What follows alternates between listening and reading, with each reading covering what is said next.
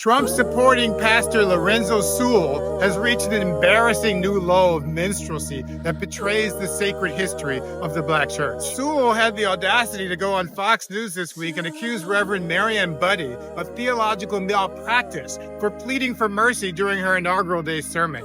She is the worst preacher I have ever in my life heard. No, Pastor, you are the worst preacher I have ever heard in my life. I could not believe that she would use that moment to speak a demonic message. And I've heard a lot of bad preachers. Bishop Budde simply asked Trump to have mercy upon the people in our country who are scared now. You, on the other hand, erased the teachings of Dr. King on his holiday by whitewashing his I Have a Dream speech to pander to a tyrant. So let freedom ring from the prodigious hilltops of New Hampshire.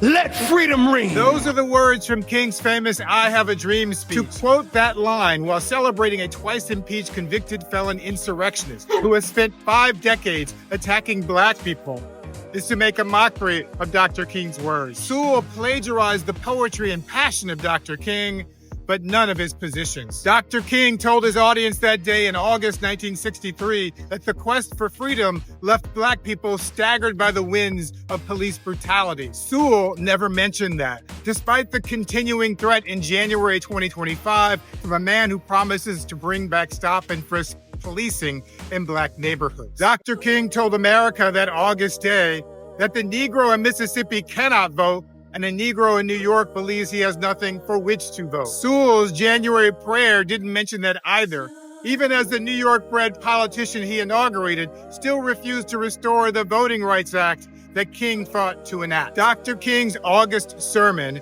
warned of a rude awakening if the nation returns to business as usual, promised neither rest nor tranquility in America, and insisted that the whirlwinds of revolt will continue until justice emerges. Sewell's rehearsed winter speech never did. In his famous 1963 letter from a Birmingham jail, Dr. King lamented that white church leaders had betrayed their Black brethren by choosing conformity over social justice in times of crisis. How disappointed he would be that 60 years later, a Black pastor would be the one to betray him for 30 pieces of silver meme coin. Now I need you to go buy the official Lorenzo Sewell coin. King called on the clergy to speak truth to power and complained about ministers who say those are social issues with which the gospel has no real concern.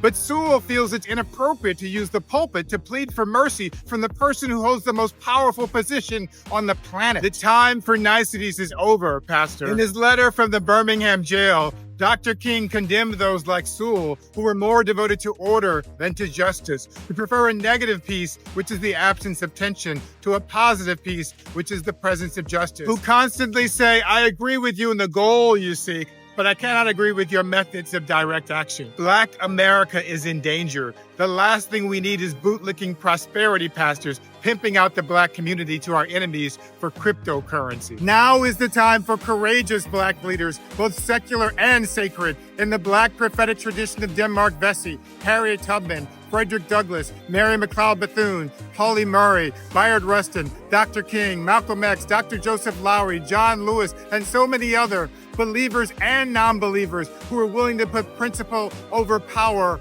and people over profit.